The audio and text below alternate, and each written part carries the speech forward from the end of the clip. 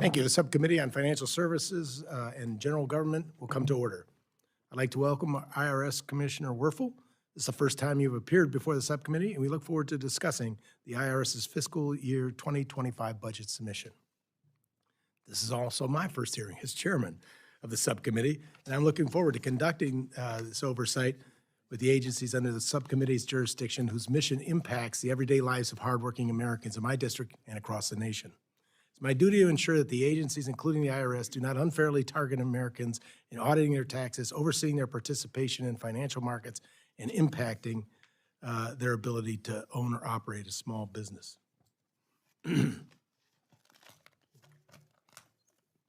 Start? Okay, thank you.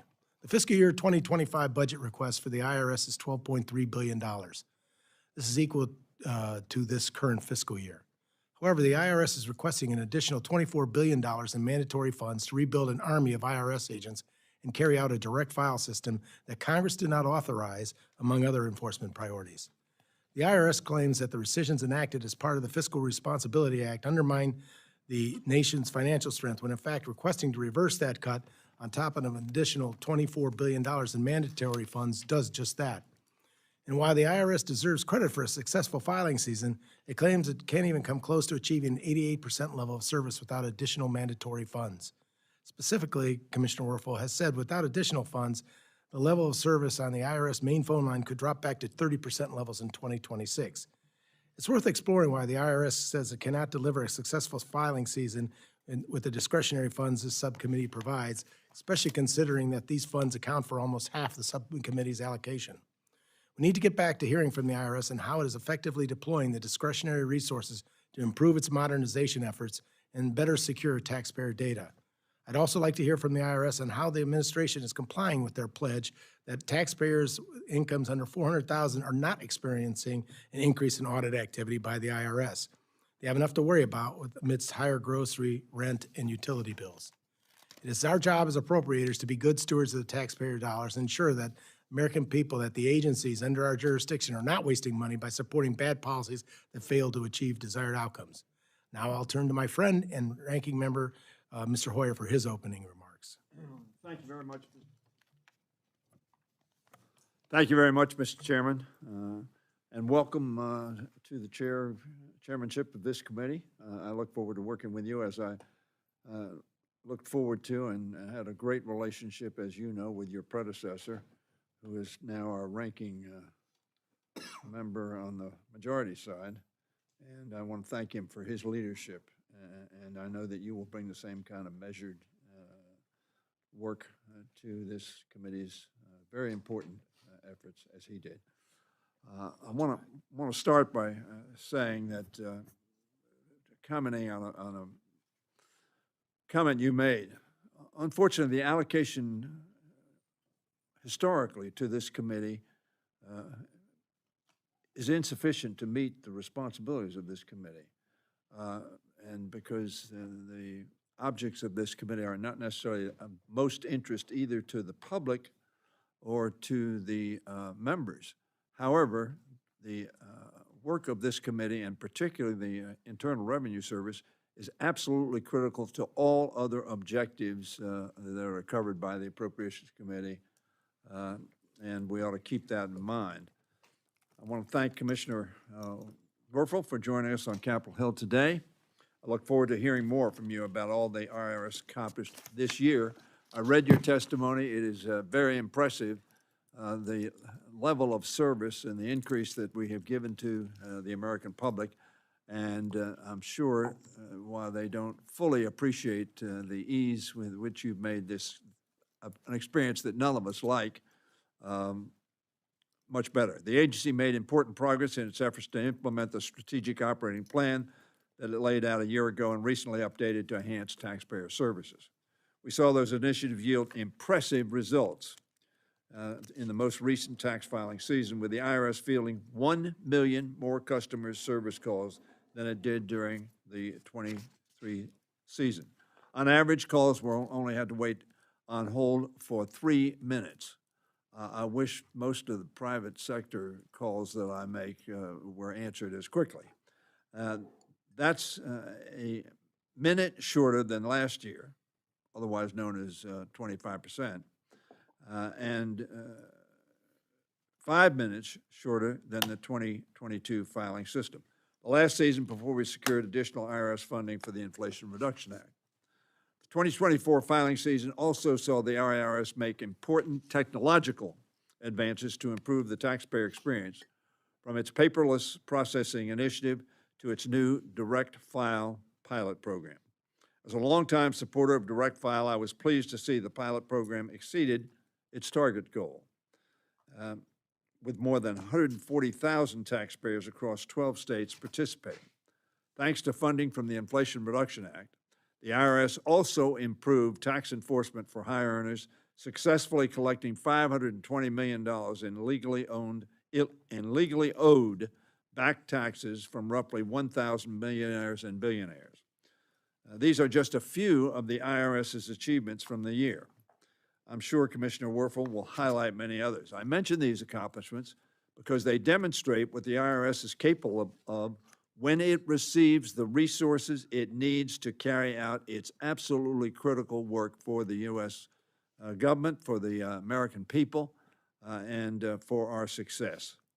If Congress withhold these resources, it puts all that progress at risk. Sadly, that is exactly what many of my friends across the aisle continue to do. The antipathy directed at IRS and its employees is unfortunate, and it demonstrates an antipathy towards government. In the appropriations for fiscal year 2024, they rescinded more than $20 billion in Inflation Reduction Act funding for the agency. Let's be clear about what underfunding the IRS means for the American taxpayer. It means IRS customer service hold times will climb right back up. It means initiatives like direct file will be delayed or put on hold. It means more high earners will be able to get out of paying the taxes that they owe under laws that are already on the books. Nobody likes to pay taxes, but all of us ought to pay the taxes that are legally owed under the laws that we pass. And Americans are particularly aggrieved when they think they are paying more than their fair share, where corporate executives are paying less than the people who work for them in terms of percentage.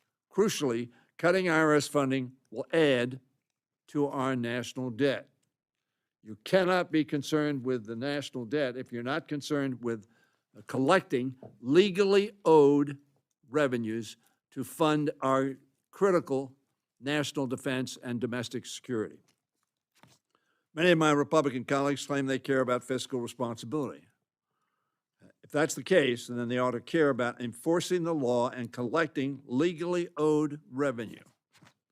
They ought to work with us to not only fulfill the administration's request for IRS funding, but to secure additional resources to offset what was taken from the agency through the recent rescissions.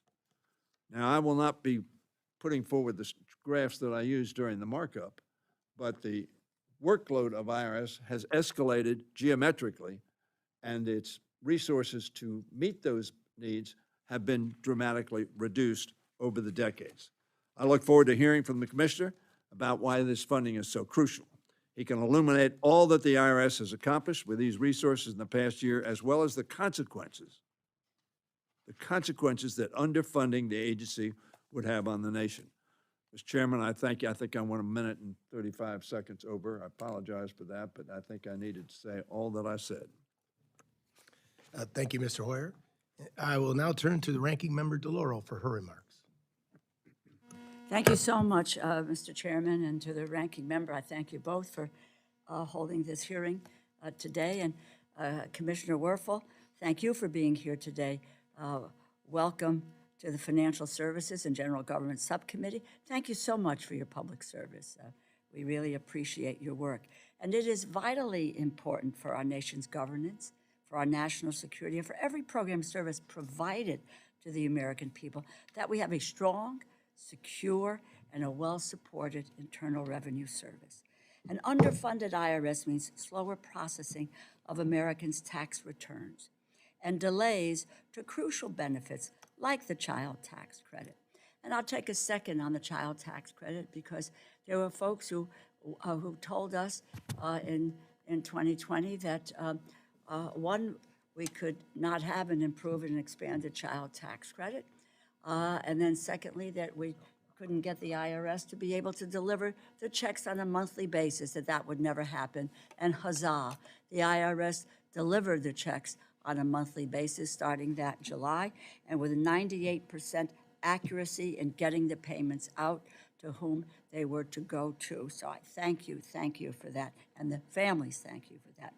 But underfunding the IRS means that those with the most resources, like billionaires and powerful corporations, can often escape scrutiny and avoid paying taxes when the IRS cannot afford to ensure that they are meeting their obligations. 2021, at least 55 of the largest corporations in America, in a year where they took in over $40 billion in pre-tax income, paid no federal corporate income taxes. Zero, nada, nothing.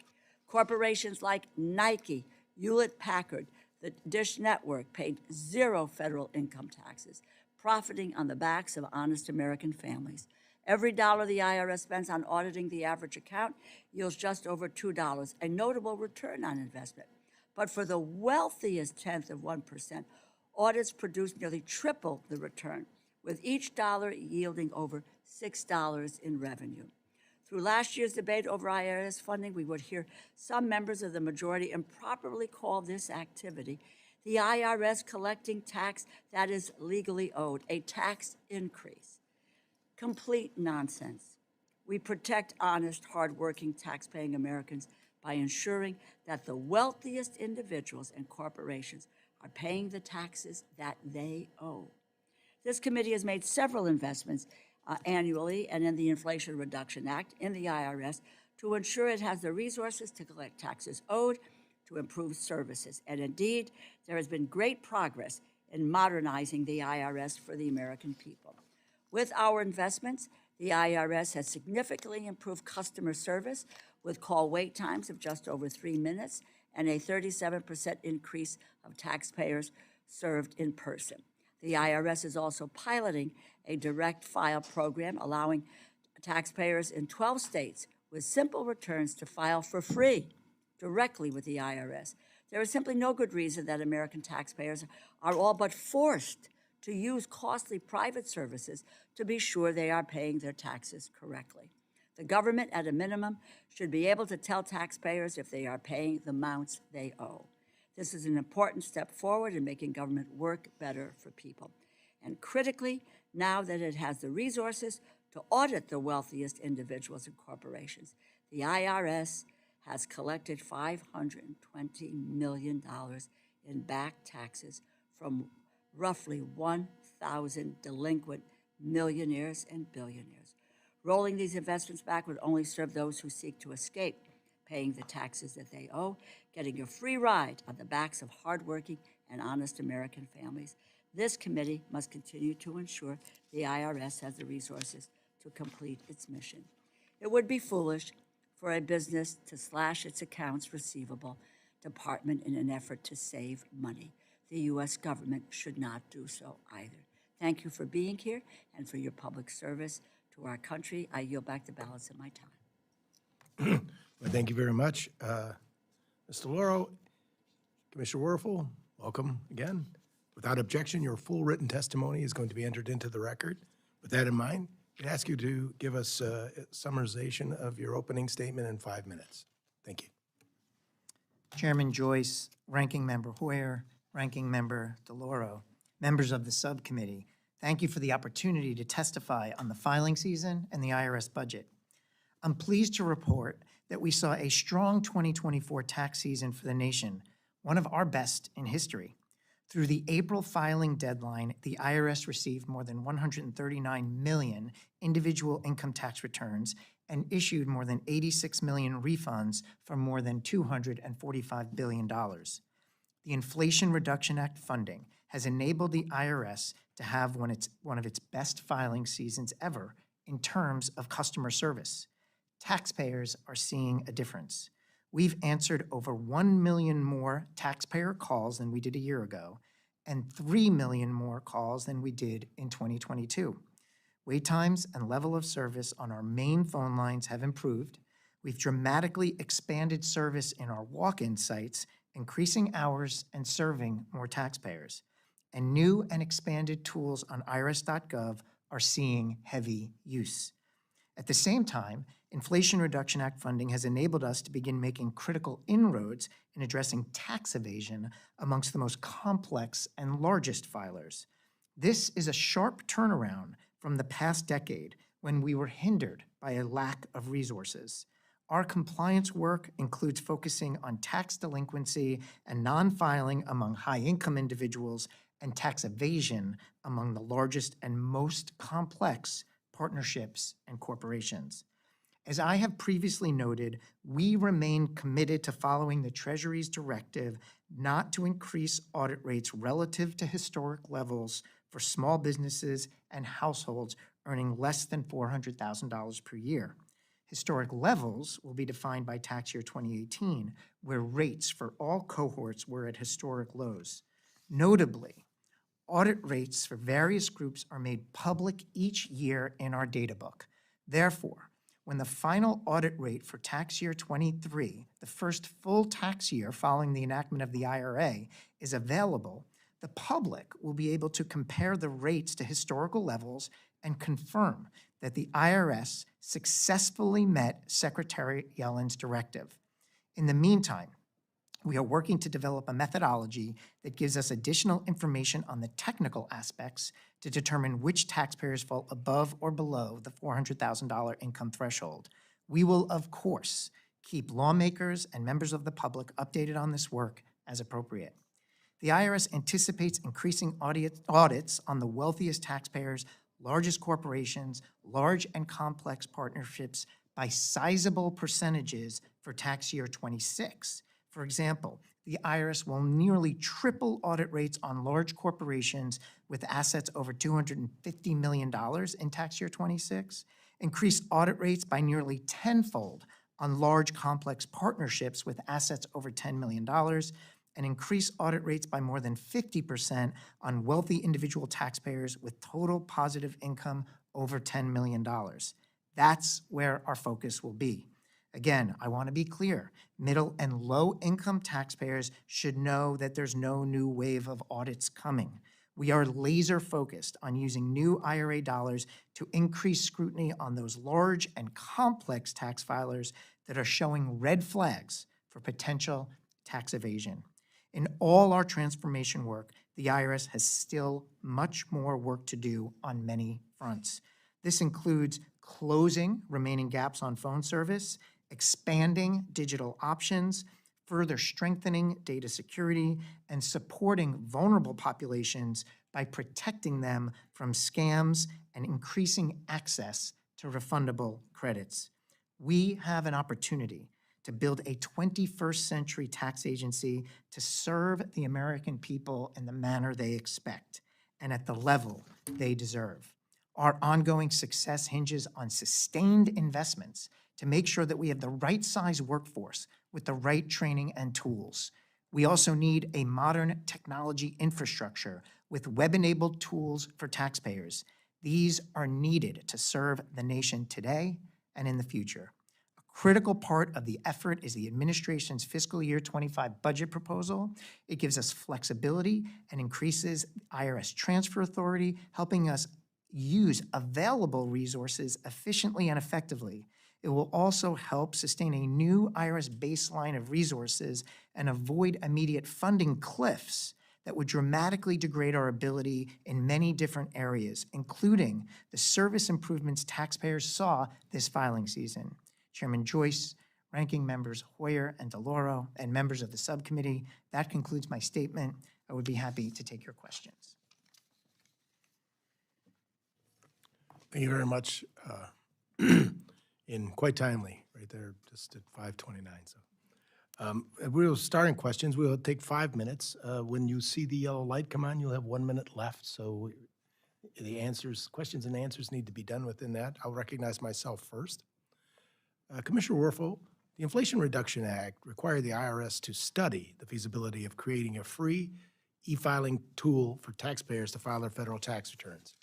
The IRS completed the study in May 2023 and shortly thereafter created a pilot called Direct File, rolling it out in 12 states for those making less than $75,000 a year. The IRA mandated that the IRS study the feasibility of creating a free e-filing system.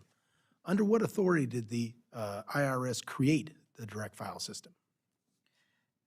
Congressman, I have two answers to that. First, the small-scale pilot, we believe, is part of a study of whether a solution like that could be deployed nationally. So we wanted to not just study in the abstract, we wanted to actually engage in taxpayers, see if the prototype could be built and could work. So part of the authority was the IRA requirement for a study. But the second authority is under Section 7803 of the code, which requires the commissioner and the IRS to administer the tax code in a way that serves taxpayers, meets the taxpayer Bill of Rights, and we believe provides options for how they file. Just as when we went from paper filing to put, for example, PDF forms online with fillable entries. We didn't believe we needed authority then because we think there's a general authority for the IRS to move and evolve along with technology in the digital age to meet taxpayers and not need for any adjustments that we make to ask Congress for specific authority for all of these adjustments. What distinguishes Direct File from the existing Free File system? It's really just another option. We want taxpayers, when they have to file, we want to reduce their stress and make the process easier. And one of the things that we've heard from taxpayers and various members of Congress is that an option where a taxpayer could file online for free direct with the IRS versus working with a software provider is an option that should be available. We encourage taxpayers to work to figure out what is the best option for them. And we know that many taxpayers have enjoyed and are satisfied with the commercial software they use, and they are free to continue to use that software. But there are taxpayers, and I've heard directly from them, that we're looking for another option. And what we're doing is testing whether we could provide such an option and whether there was a demand for it. Well, the IRS spent over $24.6 million on creating the Direct File pilot, and only 140,000 Direct File tax returns were successfully submitted. You're promoting this as a success, but less than 1% of the 19 million taxpayers eligible for Direct File submitted a successful return. The IRS spent $174 per return when the Free File system exists. As chairman of the subcommittee, I look at wasteful spending, sir. Commissioner Werfel, why didn't the IRS encourage taxpayers to use existing Free File system instead of creating a duplicative system and spending $24.6 million on it? Well, this is the exact type of debate we were hoping to have once we run the pilot and reported our results. There's a lot of different ways to look at the demand in the 140,000 taxpayers. We opened it up to the public in early March, so we didn't have the full filing season. I believe that if we were open for the full filing season, the numbers likely would have been higher because many of the eligible taxpayers filed before we opened it to them. Also, we saw a significant ramp in demand over the course of filing season. So by the time we got to April 13th, 14th, we were seeing exponential growth. And I think that's because more people, as they started to focus on their taxes, looked at this option favorably. And in terms of the cost per return filed, a lot of what was built this year, if we were to go forward, has already been built. So we would expect that the cost per return will drop significantly in the future if Direct File goes forward. But we're glad that people are having this debate. We're glad that there can be an analysis and cost information out there to analyze the go forward. Well, the IRS included $75 million in our fiscal year 2025 budget request for Direct File, but we've heard that you may not go forward. Correct. Who at the IRS will determine if Direct File continues? Yeah, we hope to make a decision fairly soon. We released a 40 to 50 page report detailing all of the findings from the pilot last week. We're now doing a variety of stakeholder engagement with all kinds of taxpayers and taxpayer intermediaries. I hope that over the next several weeks, we will complete that and be able to make and announce a decision. Thank you. And I recognize Ranking Member Hoyer for any questions he may have. Thank you very much. Let me start with a basic question. Let me start with a basic question. I've been on this subcommittee for a long time. And that is how much revenue that is owed to the federal government under the laws that we have passed, not being paid because of a lack of enforcement, which is both a direct loss and an indirect loss. A direct loss by the money we don't, and an indirect cost by people who believe that they're not going to be checked anyway, so they will either go very close to the line or over the line. Congressman, we refer to that as the tax gap. It's the difference between the balance owed versus the balance paid, and we estimate it to be $687 billion a year. $687 billion Yes, per year. per year.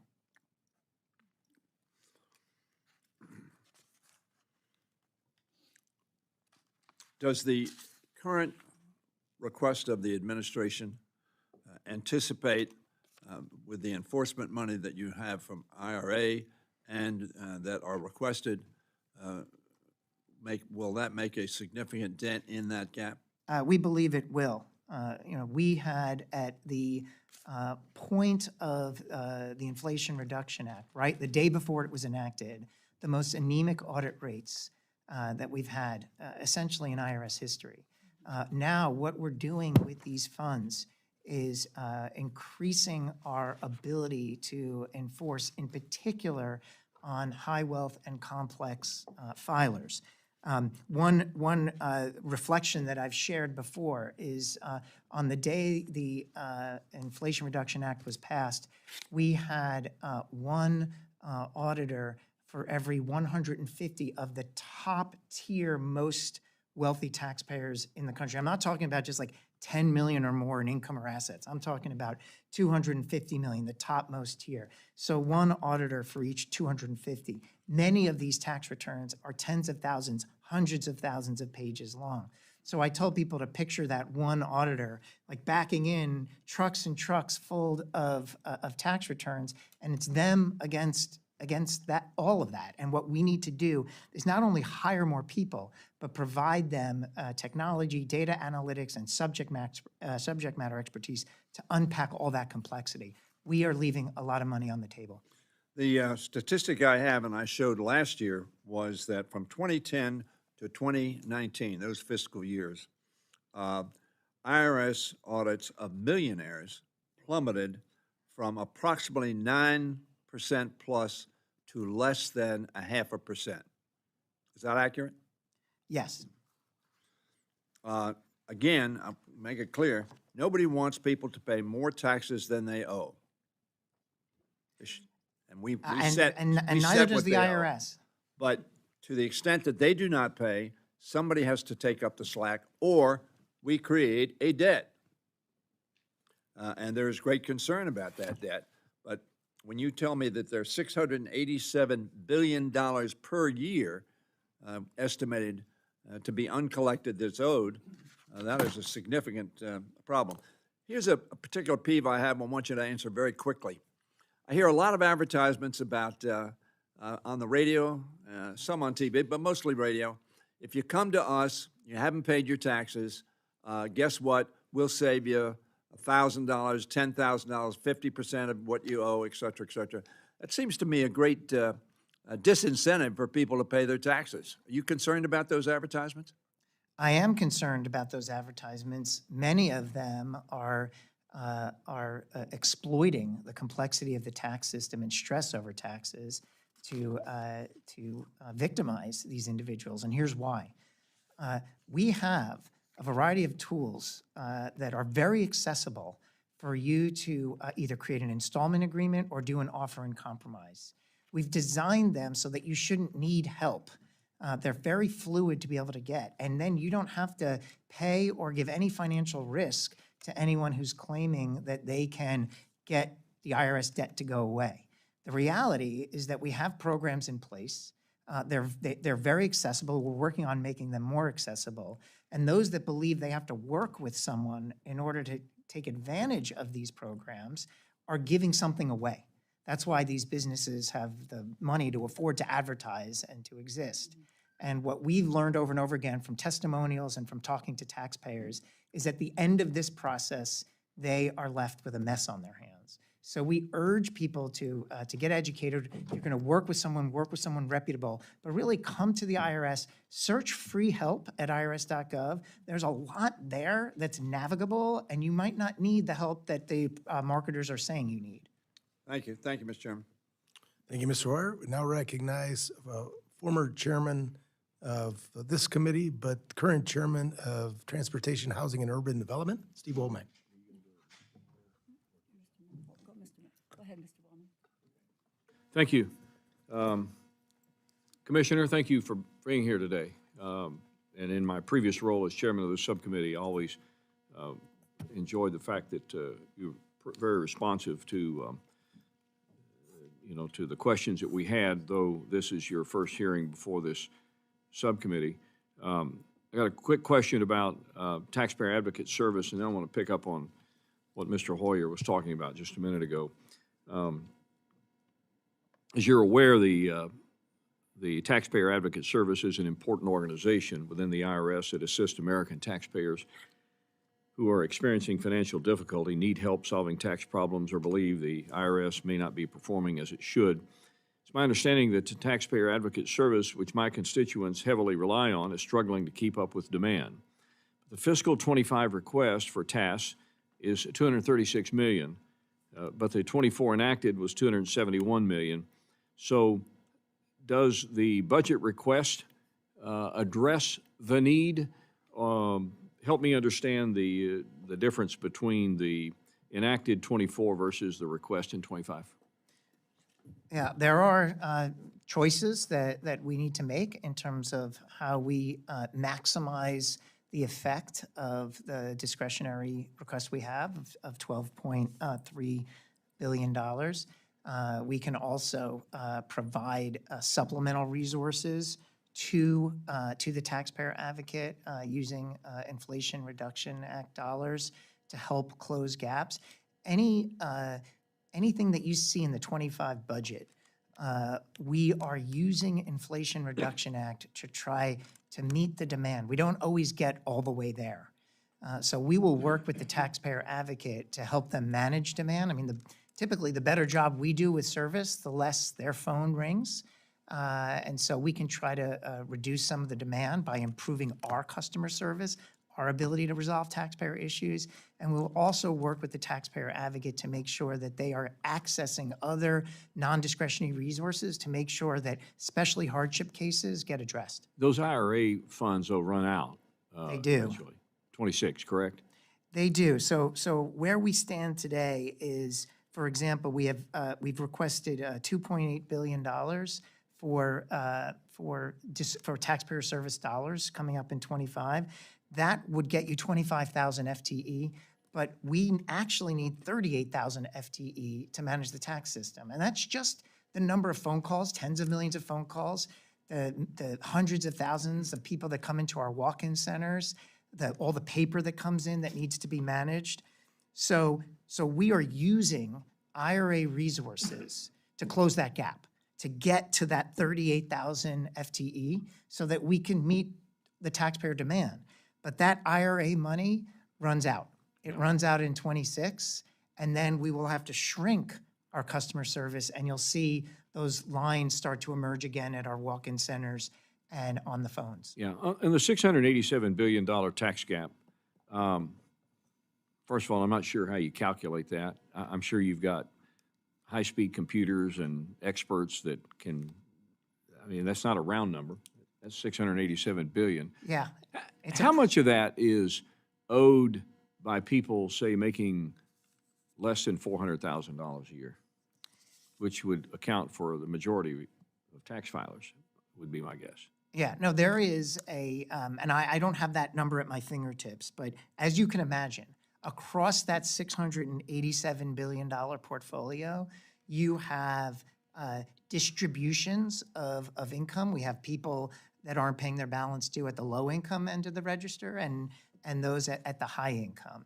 What we have set out as a plan is to increase our capacity and our scrutiny on high wealth filers, because that's where we fell the most behind during the lean years prior to the Inflation Reduction Act. We didn't lose as much capacity to assess balance due for simple filers, but we lost a ton of capacity because large corporations are operating in more tax jurisdictions, they're using alternative currencies, they're using more sophisticated methods. In some cases, not in all, we have CFOs and CEOs that are doing the right thing, but too often CEOs and CFOs that are not, and they are using sophisticated methods to shield their income. So the idea around the Inflation Reduction Act spend is to make sure we're investing where we need it the most. And where we need it the most is where we fell behind the most. And where we fell behind the most is complex filers. I know I'm out of time. I want to pick up on something that Mr. Hoyer said a minute ago, just as a statement for the record, and that is, and I'm not going to pick on Optima necessarily, although their marketing's pretty good because that's the one I remember. But I too am concerned, and I've voiced this concern in this subcommittee before, that when you are driving down the road, listening to a sports broadcast, and you hear somebody come on and says, hey, if you owe the IRS, you're in good luck, call us, and we're gonna give you all this relief. And I just scratch my head thinking, wait a minute, I don't owe the IRS because I paid my taxes. And so why should somebody else get off the hook? So I've always had a little bit of concern about that. And then the last thing, and this would just be for a quick response. You know, in recent years, we've seen a lot of indications of identity theft, stolen numbers, those kinds of things, people stealing and filing false claims and what have you. In your modernization effort, has that tamped down somewhat? Real quickly, because I'm out of time. Yes, it has. We are doing a more effective job year over year in avoiding identity theft situations. Where we have work to do is once you've been victimized, the line is too long to get help from the IRS, and that's something we're focused on fixing. I thank the gentleman. I yield back. Thank you, Chairman Womack. Ranking Member DeLauro. Love to hear your question. Thank you very, very much. Thank you. Just a couple of points about the recent conversation here. Throughout the appropriation process, House Republicans have sought to destroy the funding for the IRS. It's been more than $21.6 billion in cuts to IRS funding over the past year. We've heard about the tax gap, $687 billion. You have been able to collect $520 million in back taxes, estimated 1,000 millionaires, billionaires, which is collecting revenue. I just wanted to repeat for the record, collecting revenue legally owed. Now, and again with my colleagues on the other side of the aisle, they frame our debt as a problem of investments in the American people. We have a revenue problem, which I think that we have demonstrated here this morning, and there is a refusal to let the IRS collect legally owed taxes from billionaires, corporate of folks, in order to address the problem. So it's just very, very quickly. We're going into a new budget year. If more funding is cut from your budget, what would that mean? Well, what it'll mean, What are the consequences? the consequences is we will not be able to meet the demand that taxpayers present. People will call the IRS and not get through. That'll happen to more people. People will show up at our walk-in centers. They'll find long lines and not be able to get in.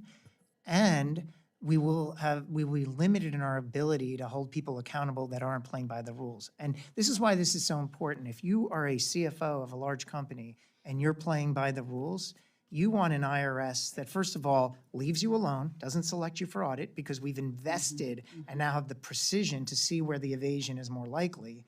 And once we pull the return of where we think the evasion is more likely, The CFO that's doing the right thing wants to make sure we're holding the CFO that's not playing by the rules accountable.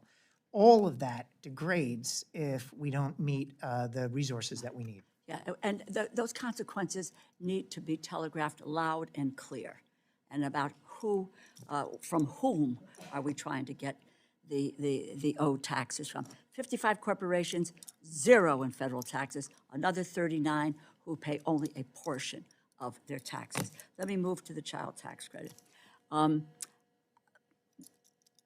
What an amazing success, and I put you at the IRS at the center of making this program an enormous success. You distributed nearly $93 billion in monthly child tax credit payments to families, and as I mentioned earlier, the Treasury Inspector General for Tax Administration found the IRS accurately sent 98% of monthly child tax credit payments.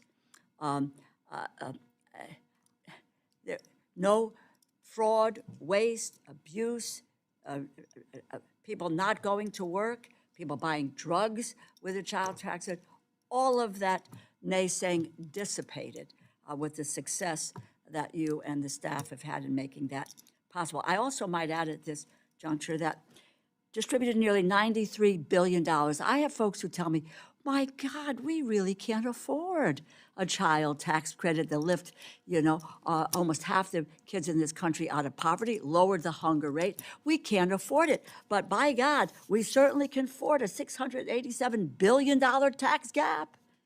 We could deal with the child tax credit over and over again. Should the monthly child tax credit be reinstated, how quickly would the IRS be able to restart the program, and how can the Congress assist in this effort?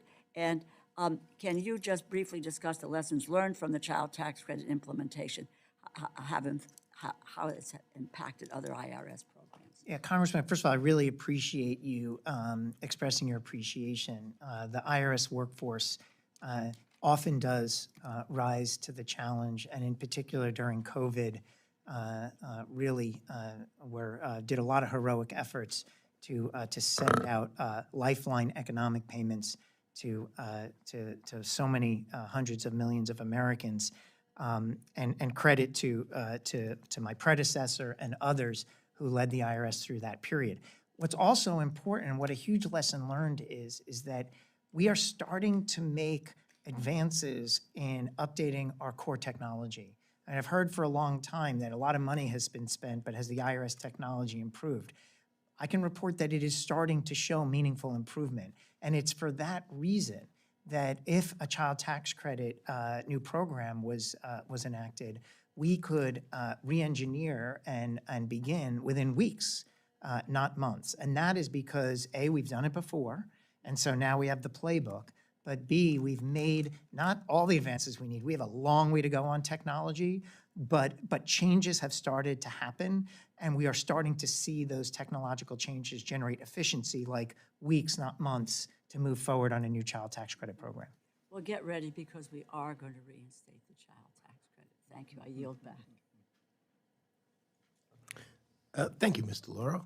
We now recognize Chairman Amadei. Thank you, Mr. Chairman. Good morning, Commissioner. Good morning. Hey, I've been told that tax collections over the last couple years, are at record levels. Do I have accurate information, or what can you tell me about collections in general over the last couple of tax seasons? Well, I'd say that the size of the tax base has grown. So we're seeing the population grow, and there's more taxpayers. So just in the general rhythm of collecting taxes, the receipts can ebb and flow. But as the population grows and as the economy grows, we can see higher overall receipts and higher overall collections. But it's the audits that haven't grown in the way they should. And that's why in my testimony, I outlined plans to increase the audit rates. I get that, but is the answer to my question, are dollars up the last couple cycles? I would have to double check, but I do believe overall receipts are increasing as the population grows and as the economy grows. And if I heard you right, part of a function of that, in your view, is birth rates. Because more people are attaining adult status and filing, or Not Well, that you necessarily have to over be the an adult. 2010s, we saw a 7% increase in the number of tax filers. So just to give you a kind of a rough benchmark, in the 10 years between 2010 and roughly 2020, about a 7% growth in filings. But what do we attribute that to? Population growth. Okay. Also, we've heard talk about technology and funding for technology and stuff like that. Can you kind of briefly tell us what those technology advances have done, if anything, Yeah. to affect the workforce that you need to prosecute your core missions? Oh, absolutely. You know, when I was answering Congresswoman DeLauro, I left out the importance of not just our phone lines and our walk-in centers, but our digital solutions. And, you know, we have an emerging generation of taxpayers that are used to doing everything from their smartphone and tablets, and we need to get there. So one of the things that has happened in the last few years is we've made dramatic increases to our digital solutions. You can now get an individual online account, a business online account. Their functionalities in those accounts are increasing so that more and more, you don't have to walk in, you don't have to call us, but if you have business with the IRS, you can do it from your smartphone or your tablet or your laptop. We've made more changes to irs.gov in the last 2 years than in the previous 20 years combined, and that's but we have a lot more to do. Because the gap between, for example, your favorite online bank and what they can do and what we can do is significant. And we plan to use the Inflation Reduction Act funds to close the gap so that your children and grandchildren are operating in a world where they never have to call or walk into an IRS center. So connect the dots for me, if you will, in whatever context is appropriate. The technology advances have affected what it costs us to operate the company. How? Have we gotten any efficiencies and cost reductions in operating the company from the technology, or? Absolutely have. Yeah, we absolutely have seen efficiency. Every time we move a form from paper to digital, we've seen a lot more digital upload of documents. We're up to the point now where 94% of Americans can send stuff to us electronically rather than have to use paper. The reduction of paper reduces costs.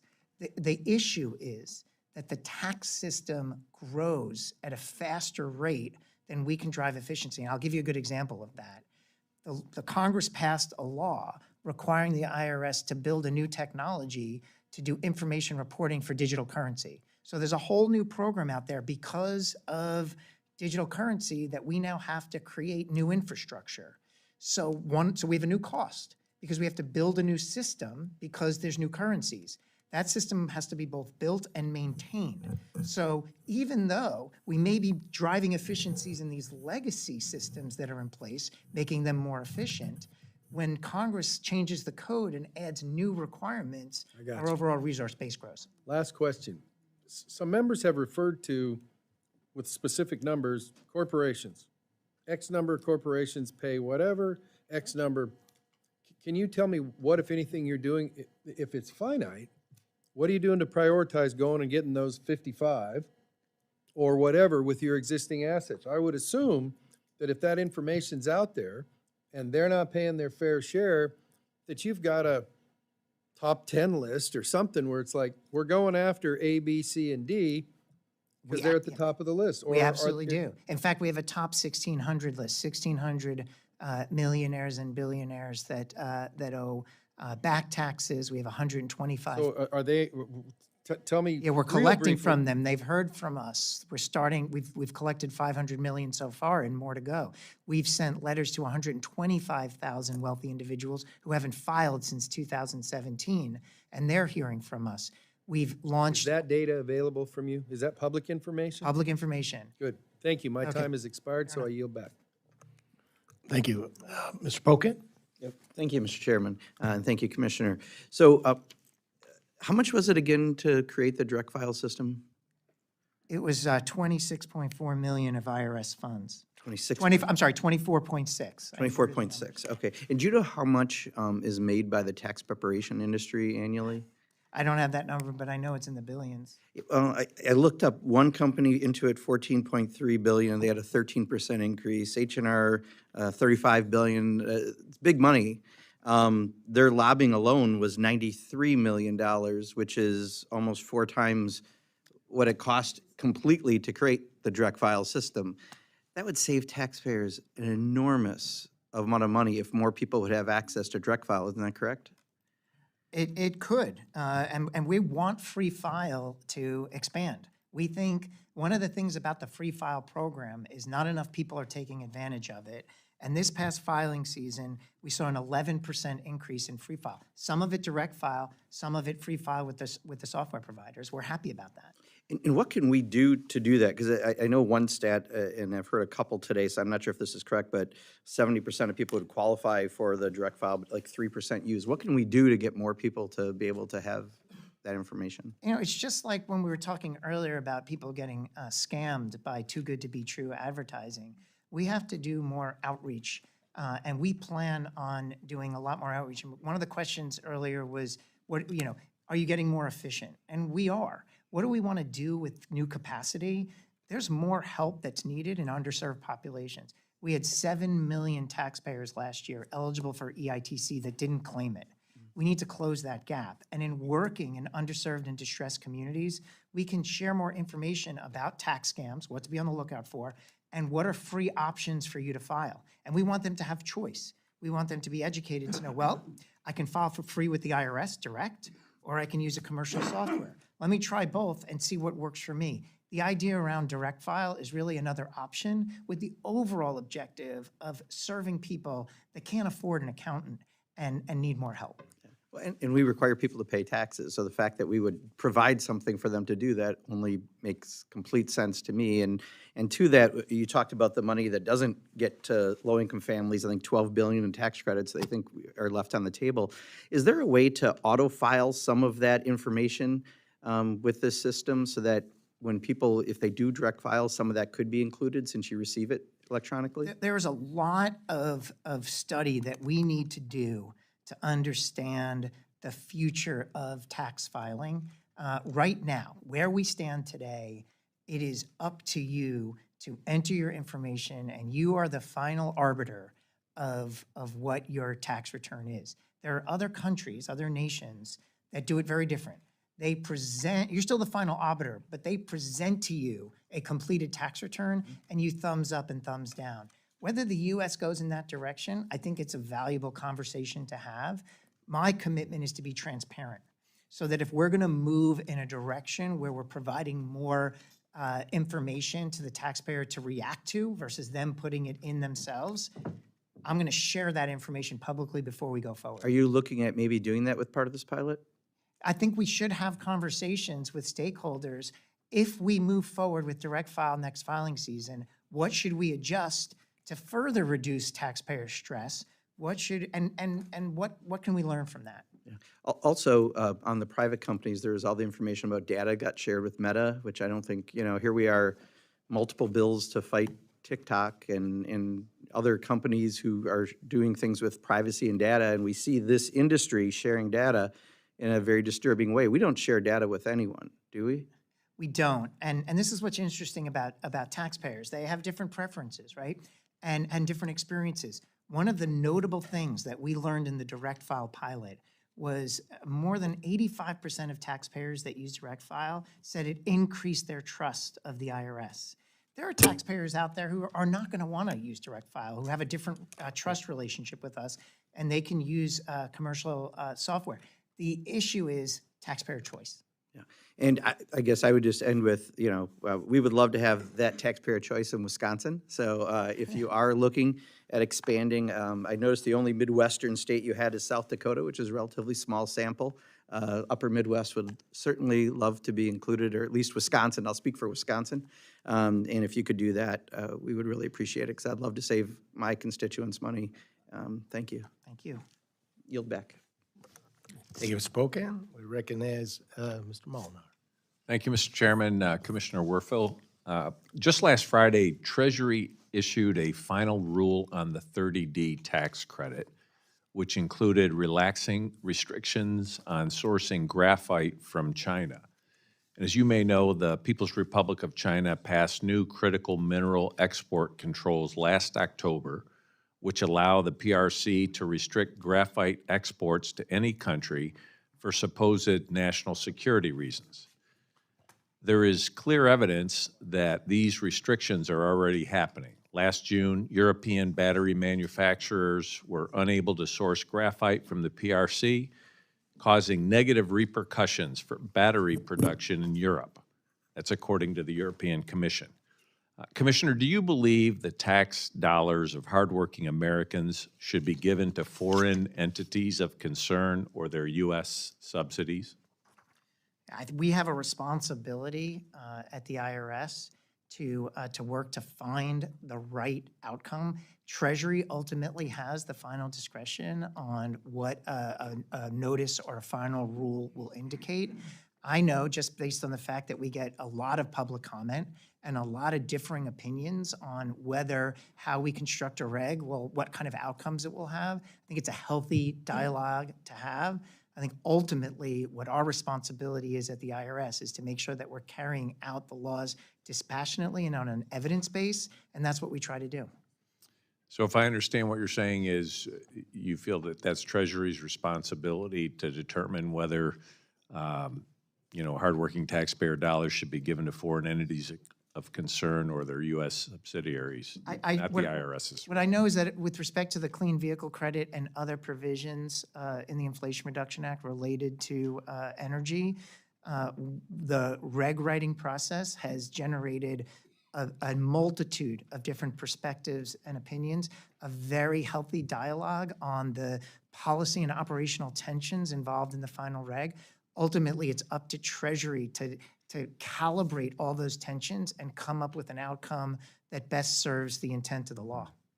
So you don't want to share an opinion on whether, we should be giving American taxpayer dollars to entities from Russia, China, Iran, North Korea?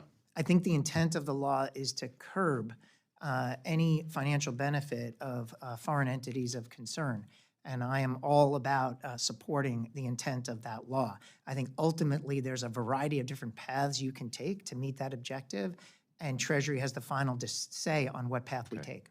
Can you tell me what statutory authority you believe gives you the ability to create an impractical to trace safe harbor, a category of constituent material, or a category of battery material, absolutely none of which are remotely contemplated in the 30D statute as amended by the IRA?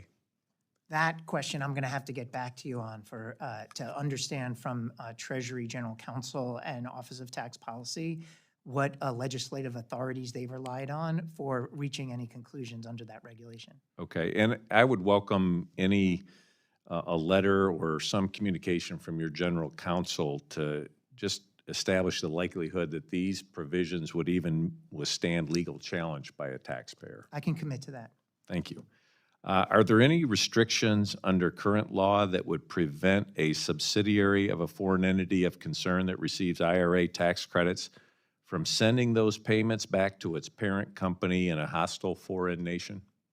Again, I will have to get back to you on the steps that are being taken to mitigate the type of risk that you describe.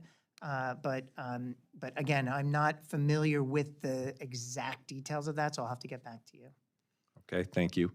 Are there any measures that you intend to implement to ensure that taxpayer funds are not directed to such entities, considering the broader implications for national security and economic independence? Yes, I mean, now you've hit on the responsibility that the IRS has, is once the decisions are made in terms of the parameters, the guardrails, the what is legal and what is not from a regulatory standpoint, then the IRS has to stand up the infrastructure, including the fraud detection, the program integrity issues, and therefore we will build what I call a risk register to understand what are the top issues that will degrade the integrity of the program and the intent of the law and the regulation, and we'll use data science and other elements to try to make sure that we have leading indicators to see where behavior is going in a direction that we need to step in and prevent it. And so in the future, as we move forward to implement final regs, I'd be happy to brief you on some of the program integrity things that we're doing to address. And do you have any idea on timing on that?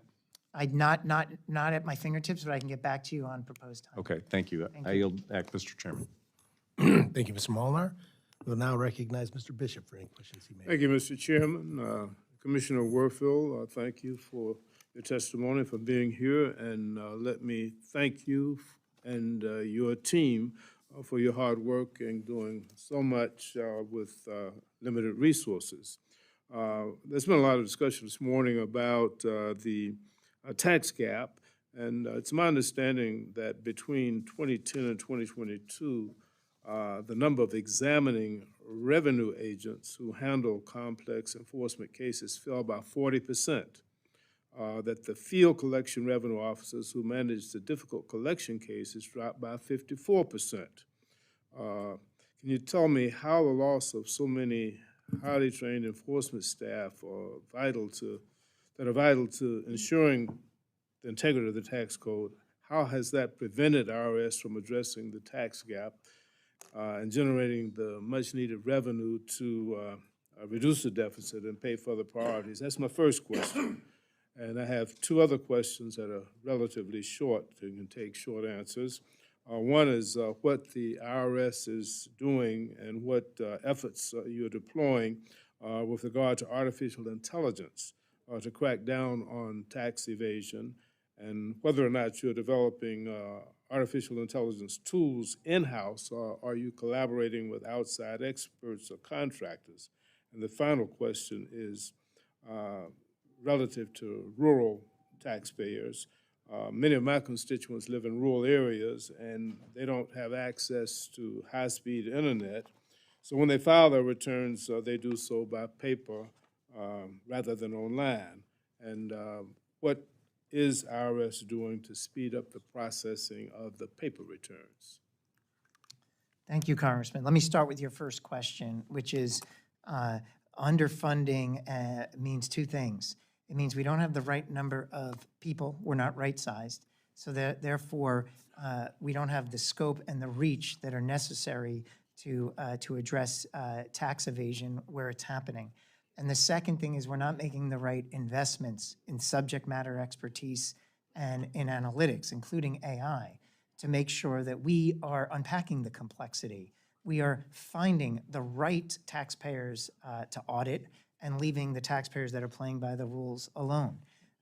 It degrades both our scale and our depth of knowledge, and it means that that more evasion will occur, and that will create uncertainty in markets and be very challenging for those companies and partnerships that are playing by the rules and expects the IRS to hold people accountable to play by the rules. Your second question, just bridging on the AI, how are we using AI in enforcement? You know, the analogy that I'll use is a chess game. When we are looking to select audit amongst some of the largest corporations in the world, those that aren't playing by the rules are shielding their income in very sophisticated ways. An example might be they're operating in multiple tax jurisdictions.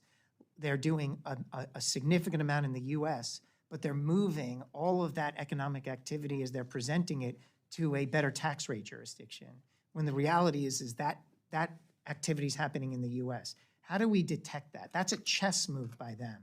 And what we're deciding to do is rather than just have the human there playing that chess game, we're getting the computer to advise us. It's still the human's decision. It's the IRS employee's decision on what the next move should be, but we're having the computer help us calculate all the permutations of the moves so that we're better at the chess board and can catch the evasion more effectively. In-house or outside?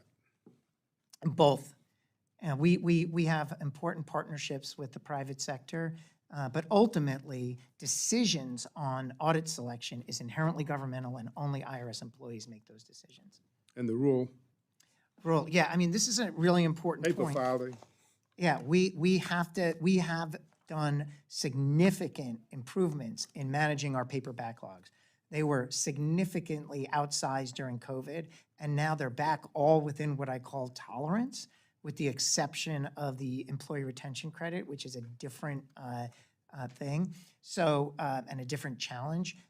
But more work is needed, and what we really want to see is increased access to high-speed internet all over the country so that those taxpayers can avail themselves. But we will meet them where they are. And if they have to file in paper, we will do better in paper. And also, we will set up, and we've been doing this more and more, walk-in centers. We call them pop-up walk-in centers, where we are going to rural communities that are more than 100 miles from a city center and setting up shop with a walk-in center so they can get help if they need it. Thank you, sir. Thank you, Mr. Bishop. Recognize Mrs. Henson now for any questions she may have. Thank you, Mr. Chairman. Thank you, Commissioner, for being before us today to discuss your budget request. As I'm sure you'd agree, based on your testimony, federal agencies, including the IRS, are in the business of customer service, which is crucial that our taxpayers get that high level of support. It should be the top priority. And as you mentioned, millions of Americans are interacting with you through the annual filing season. So it is critical that they are able to receive those timely responses and get the feedback and returns that are rightfully owed to them. As I say to Iowans, it's their money, not the government's money, right?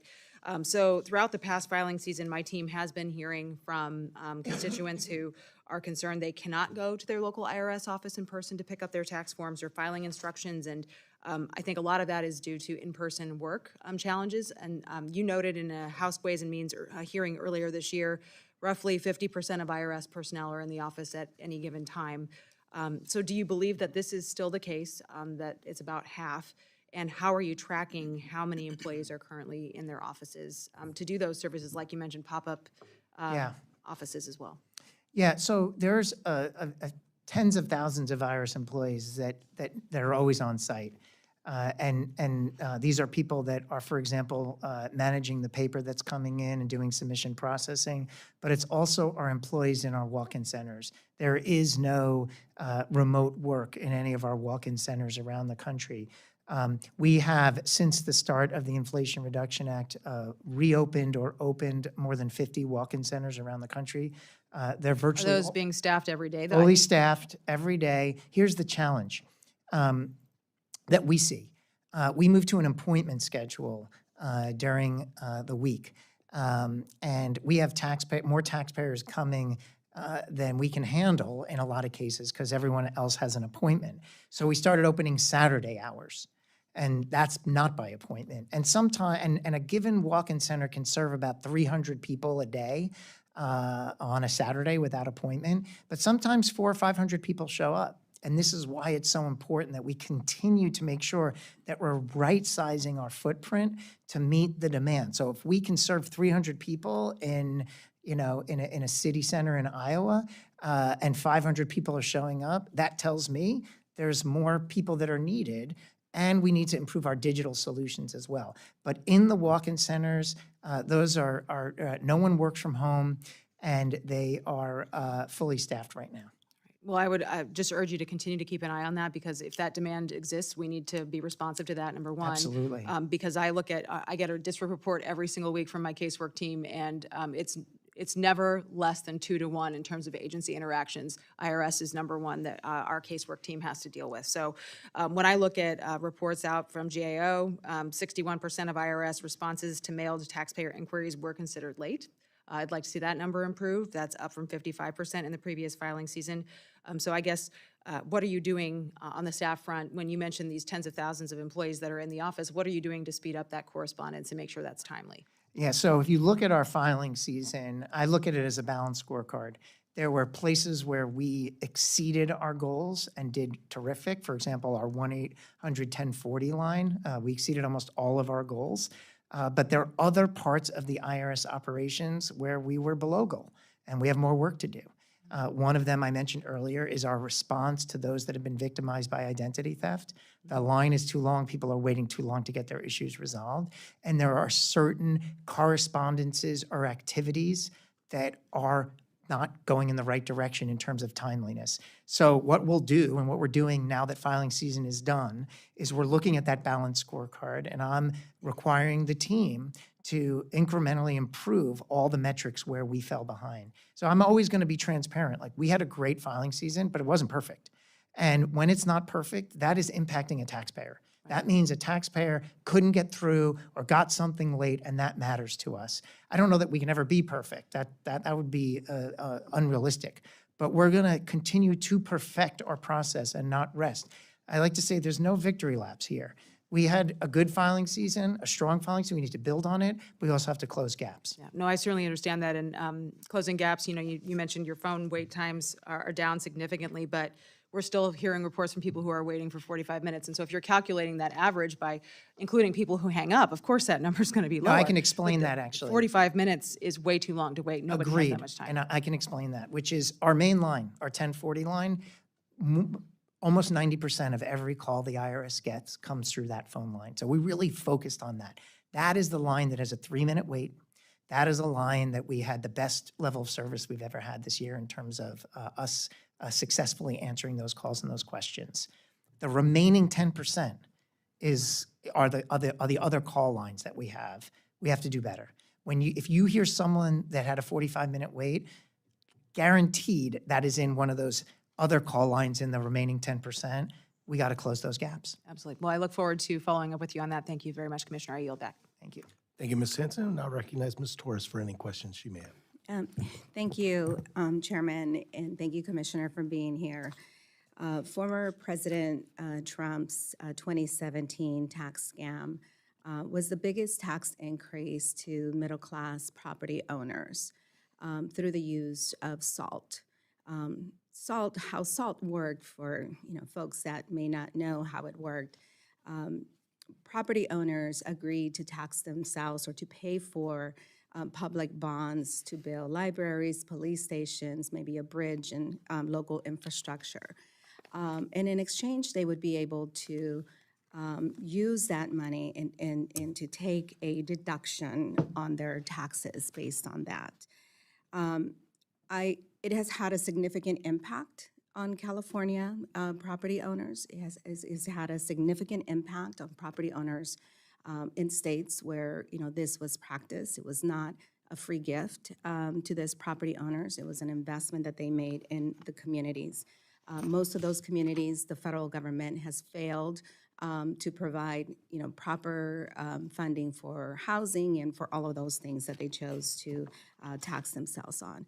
I'm interested in hearing what you are hearing from our taxpayers, how they have been impacted by this, and is there anything that you can help with to alleviate SALT?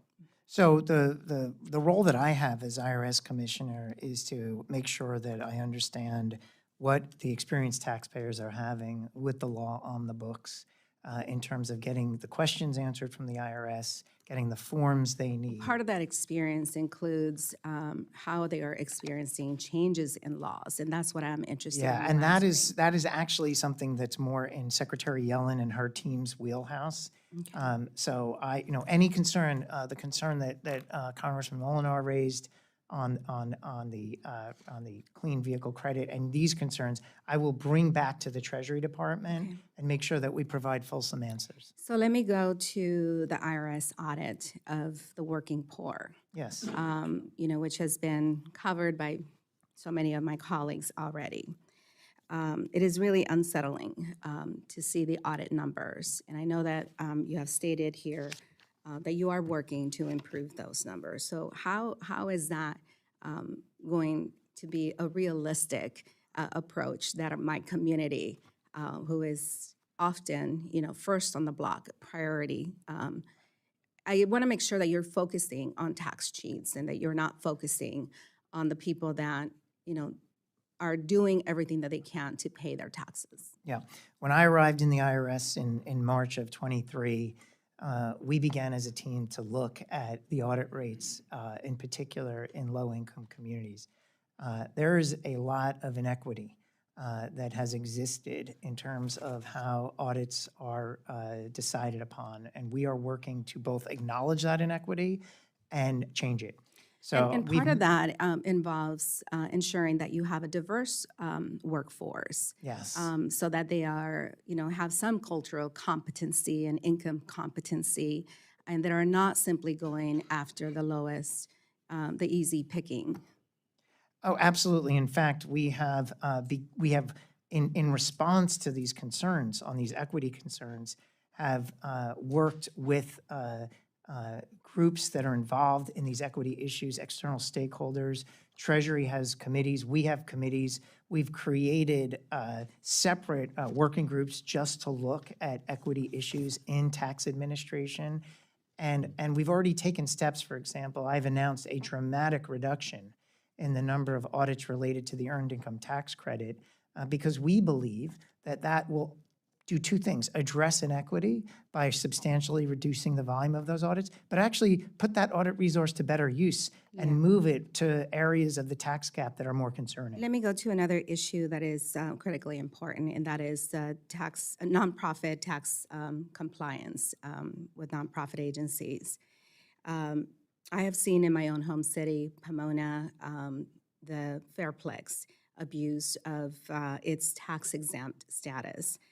The report by the California State Auditor revealed that the executive director or the three top executives were making over $10 million a year. At that time, I had requested an audit from the IRS. You did your due diligence. Instead of, giving them, a large fine, you forced them to make some changes.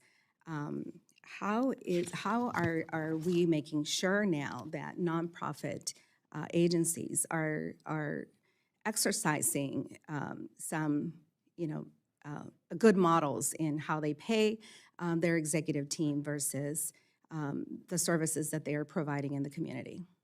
Yeah, and obviously, without commenting on any specific case, we take our review of exempt organizations very seriously. Over the last 15 years, I would say, dating back to, the last 10 or 11 years, there have been significant efforts to increase the robustness, the transparency of our approach. We've had our Inspector General, the TIGTA, review our approach on review of exempt organizations, and for the most part, we've gotten good and passing grades from them. That doesn't mean the work is done.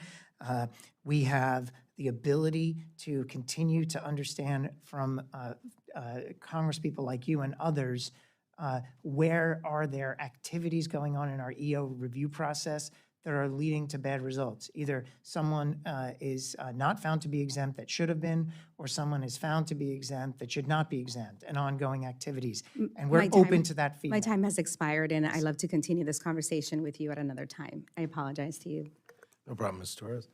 Now recognize Mr. Cloud for any questions he may have. Thank you, Chairman, and thank you, Commissioner, for spending some time with us today. One of the many grievances in the Declaration of Independence against the King of Great Britain was that he has erected multitude of new offices and sent hither the swarms of officers to harass our people and eat their substance. A lot of the American people feel that way about our government right now, and a lot of that's on Congress, obviously, because no matter how much money we bring in, we spend more and we don't do it in necessarily the most efficient and effective way. Some of that is on the IRS and its long history of weaponization, whether targeting conservative groups, bringing extra scrutiny against them, silencing whistleblowers who spoke up about corrupt efforts to shield Hunter Biden from prosecution, many other activities along those lines. And I'm wondering what the IRS is doing to clean up the culture that has long existed that needs to be directed. I'll just give you an example. There's a letter to Christians Engaged a couple years ago in which it was said, this is part of the letter that the IRS wrote to them denying their 501c3 status. It said, you educate believers on national issues that are central to their belief in the Bible as an inerrant word of God. Specifically, you educate Christians on what the Bible says in areas where they can be instrumental, including areas of sanctity of life, the definition of marriage, biblical justice, freedom of speech, defense, borders and immigration, U.S. and Israel relations. These Bible teachings are typically affiliated with the Republican Party and candidates.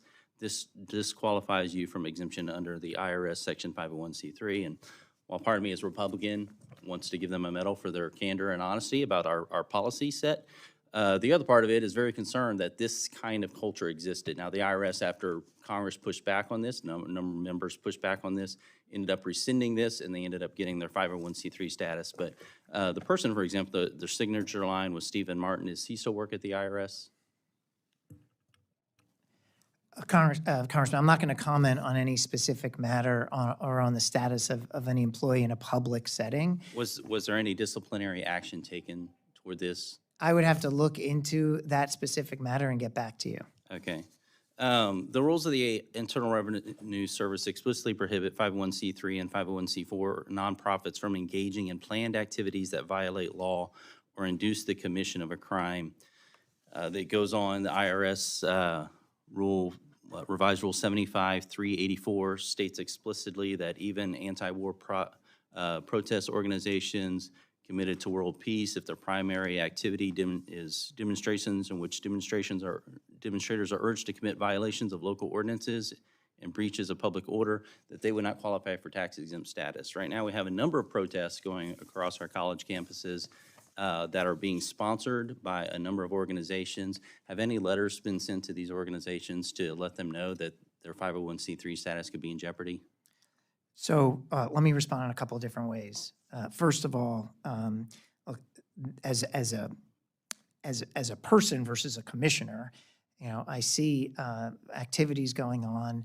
Anytime there's violence, there's hate, it's heartbreaking. I have to divorce from that as the commissioner. I have to do the job as commissioner in a way that I'm following all required procedures.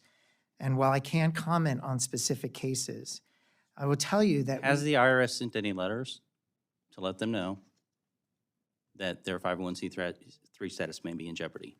That's again, very simple that would question. be a specific I'm action. talking to any organization in general. I have not named any organizations. I'll be happy to because we can, but in a letter.